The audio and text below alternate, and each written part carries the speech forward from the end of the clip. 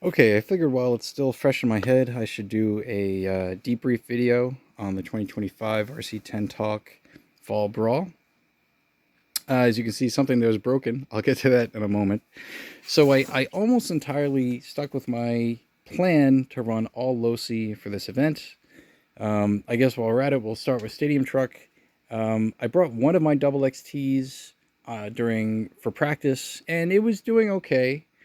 Um, Maybe the front was under damped. I could have changed the oil and made it a bit better, but there were some deeper issues. I think I was having some glitching with the electronics. I don't know if it was the speed control or the receiver, so I have to take a look at that.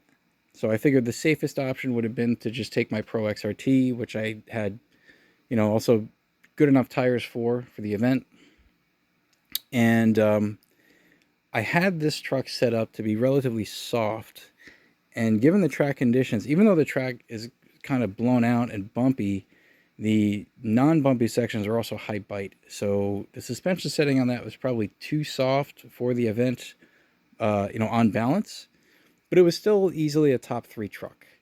I think I qualified third for the A main, and were it not for me being stupid and making mistakes, I could have done better, maybe second.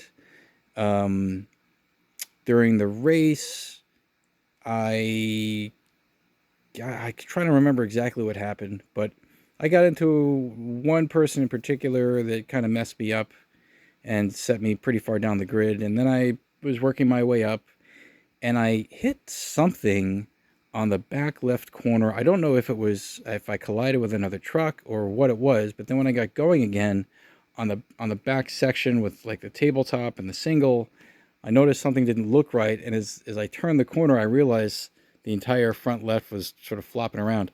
So apparently, I broke the I guess the bulkhead. I think it's the bulkhead that I snapped, and the arm just sort of came off. So that's too bad.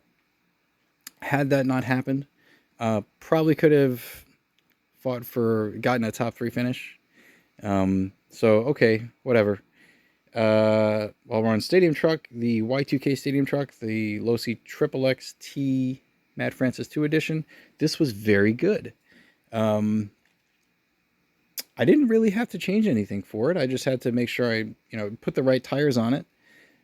So as with all of these, in the rear, I ran J Concepts Green Sprinters, and in the front, for most classes, it didn't really matter what you ran in the front, give or take a little bit. I was running these sort of low-C rib tires that came with the truck. They were reasonably soft and still in good condition, so I figured I'd run those. They worked quite nicely. Very planted truck. It drives. It's kind of hard to describe exactly how it drives, but it feels lower down than that. It doesn't wobble as much. And some of that's obviously suspension geometry. Some of that could just be the geometry of the chassis itself. But it drove quite nicely. Um, Even over the bumpy sections, it felt more stable than I thought that it would. And so I was maybe being a bit more careful than I should have been over some of the bumpy sections. I probably could have pushed it harder and gotten away with it. But nonetheless, I got TQ in the win for the Y2K Stadium Truck class. That really isn't saying much because there were only 3 trucks that entered in that class. I'd really like to see more trucks in this class because there's a lot of cool stuff to run here. There's the T3, there's the Triple XT, there's the Kyosho RT5, which I want to do a build for next year so I can run that in this class. So hopefully we can keep running this. But this truck was very nice. So if the track is relatively, let's say, smooth, if it's not like soft dirt, high loam, I would run this truck. Excellent truck. And then let's see, let's cycle around to Y2K two-wheel buggy. This one, so this Triple XCR is really good. I like it a lot. And it was, let's see, I qualified second in the first round of qualifiers. The second round, I think, was kind of a throwaway. We had some, the track was getting more, blown out. And the marshalling situation for the second qualifier was also pretty poor. Which, again, if you make a mistake, it's on you. But the marshals can make or break a good qualifying run. So that didn't go so well. So I ended up just qualifying second. Um, And throughout the race, I managed to work my way up to first place. It was me and Steve Mazer for a bit. We were more or less the two fastest cars on the grid. And I was keeping with him just fine. And then eventually something happened with his car and he spun out, so I got around him. I was in the lead for a while. And then I started making mistakes and I, got further and further back. I made maybe 4 mistakes or 5 mistakes. Steve only made 2, or had, let's say, 2 issues. So I kept trying to catch him and I made mistakes along the way. So I ended up finishing, I think, 4th. But nonetheless, I do believe that on this day, this car was the fastest car on the grid. It was just my fault for not extracting that speed. It really is a very nice car. So for Y2K 2-wheel buggy, the next time we run on a hard packed surface, this will be the one to use. Then getting to 4-wheel buggy, Double X4 was good.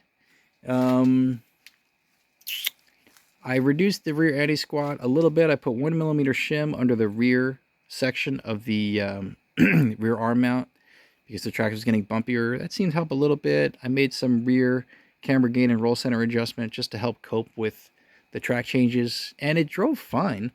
It could still use a little bit of tuning, maybe with the front suspension. So it needs a little bit more work. Definitely fast enough to win. I just didn't extract that out of the car today. I ended up finishing second, qualified second, finished second. So it was okay. But really, given what the car is, I should be blowing away the field. And I'm not right now. So it needs a little bit more work. Maybe I need to put a different motor in it, something a little bit punchier. That would certainly help. And then a bit more suspension work.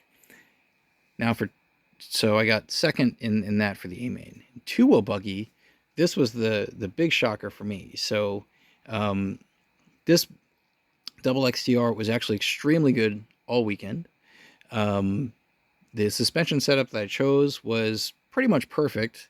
So I'm quite happy with that. All I had to really focus on was just figuring out what tires I wanted to use for the front and the rear. What I found is for both the 2-wheel buggies, using like a bar type or shallow pin type tread, like I used transistors up front for the triple XCR. The double XCR I was using M4 positrons. These worked really well, and both of them gave me very sharp initial turn-in. Maybe a little too sensitive if you're not used to that, but it worked very nicely for how these cars are set up, as long as you don't get in the dusty stuff offline. But it was very good. So again, probably the fastest car on the grid, although that wasn't reflected in my qualifying result. I think for this one also I qualified second or third. And then throughout the race, within the first lap, I binned it. I think I ran into somebody or someone ran into me, and I ended up all the way at the back, and I had to work my way up. And then I got screwed again. And then it was, I figured by then my race was kind of done, so I could sort of take greater risks to try to catch up, because what do I have to lose? So I found a good racing line going through the section on the right with the 2 tabletops where it was getting really blown out, and I finally found a really nice line there and over the little single heading to the timing loop. And I was making up a huge amount of time there every lap. And even though I was about half a lap behind the leaders, I ended up catching them by the end. And I ended up winning, actually. With like a lap to go or 2 laps to go, I passed the leader. And I was quite nervous, but I held it together. I didn't, make any mistakes or anything, thankfully. I didn't throw the race away toward the end. So I'm very, very happy with that. Finally scored a legit, clean 2-wheel drive buggy win on a blown out track. So very happy with that. That would be this guy right here, 2-wheel drive buggy, first place. Now the only caveat is that in the middle of this race, my camera battery died. So I only was able to record essentially the first half of the race where I was getting screwed and working my way back down the grid. I didn't quite pick up the latter half of the race where I was working my way back up. And that was the really great part, which I'm kind of upset about that the camera didn't quite catch that. It seems like every time I have a really interesting result, whether it's that or last year with the RC10T2 running stadium truck at Vonats, winning that class, every now and then I have these camera issues. It's very irritating. But great buggy. So, that's how it went. I'll go through the videos and upload them soon. Looking forward, this is the last race of the year for me, so the next one would be the Roostapalooza in probably April. That's going to be a loamy, loose dirt track. So what would I look to run? I still got to think through that, but the XX and the XXX, I'll put those aside because these are set up really nicely for kind of a higher bite, smoother track, and I don't want to muck with these too much. So I have other stuff like the Associated 89 Stealth. I'm thinking of running that for the Roostapalooza, and then maybe if there's time, I build another A&L 91 car, and sort of mess around with those two. For Y2K tool buggy, probably the Kyosho RB5. That's really good, yeah, on bumpy surfaces. Four-wheel drive buggy, I really got to think about what to run if I want to run the XX4 and mess around with that, or run something else. Stadium truck, I have a couple things I'm working on, but maybe the Pro XRT with the current suspension setup that's actually rather soft would do really well on a really sort of loamy, bumpy track. So we'll see. But I'm quite happy I ran the Slowcy stuff this weekend. It worked very nicely. Yeah, so that's it for now. Thanks for watching.